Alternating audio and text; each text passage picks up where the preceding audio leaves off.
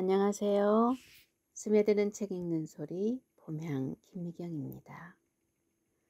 봄향의 에세이 쥐와 동거는 힘들어요. 권정생 선생님께서 온갖 곤충, 벌레, 쥐들과도 동거를 하셨다는 얘기를 들은 적이 있습니다. 그게 어떻게 가능했을까? 상상 속에서라도 쉽지 않을 것이라 생각하면서 선생님에 대한 존경심이 더 크게 느껴졌어요. 아주 작은 벌레에도 예민하게 반응하던 모습에서 이젠 벌레들과 눈맞춤하며 통제가 가능한 애들은 가만히 밖으로 옮겨줄 만큼은 의연해졌지요. 그런데 지네나 쥐는 밖으로 내보내는 것이 쉽지가 않아요.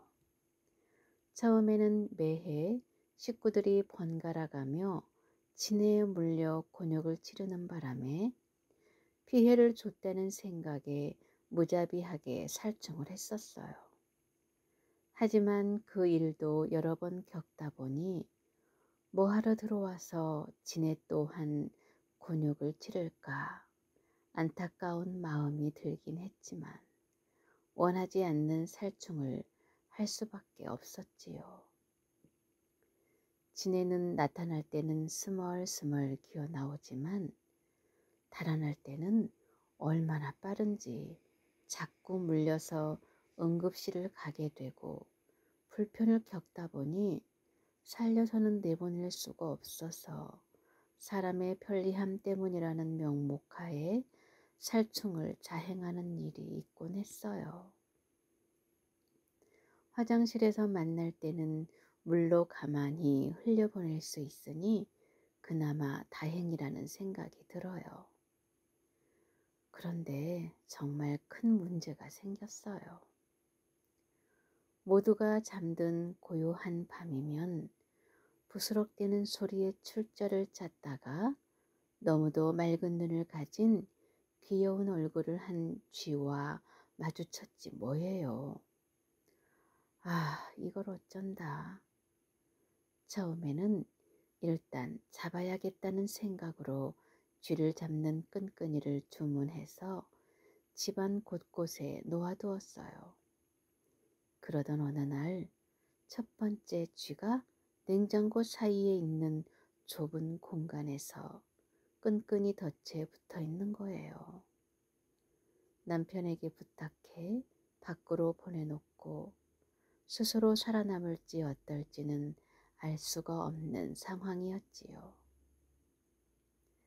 쥐가 드나들 만한 장소를 모두 물색하다 보니 쥐똥이 떨어져 있는 곳이 통행로일 것이라고 추측하고 이곳저곳 뚫린 곳을 모두 차단하고 얇은 은박을 붙여 쥐가 어떻게 들어오는지 지켜보기로 했어요.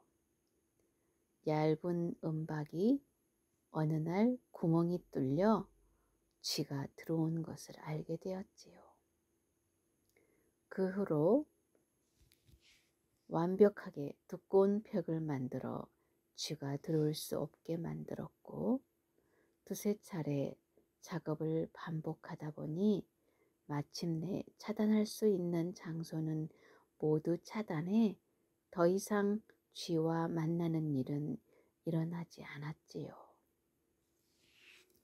처음 이 집에 들었을 때 가장 걱정이 되는 것이 쥐까지는 상상을 못했지만 벌레들과 어떻게 지내야 하나 하는 걱정이 조금 앞섰어요. 그래서 도종환님의 누가 더 놀랐을까 시를 나무판에 적어 아래층 문 옆벽에 걸어놓고 놀란 마음을 다독이곤 했지요. 세월 따라 낡아진 시화판을 떼어내며 세월의 흔적만큼 무뎌지고 단단해진 마음은 자연 친화적이 된 스스로의 모습을 보게 됩니다. 하지만 애석하게도 권정생 선생님 따라 쥐와 동거하는 일을 하기에는 아직 내공이 많이 부족한 것 같습니다. 담도 뒷문도 없는 산 중턱에 자리한 이 집에 드나든다는 이유로 끈끈이에 붙여 내보내야 하는 안타까운 마음. 그냥 그뿐인 얄팍한 사람의 마음에 미안함만 진하게 남습니다.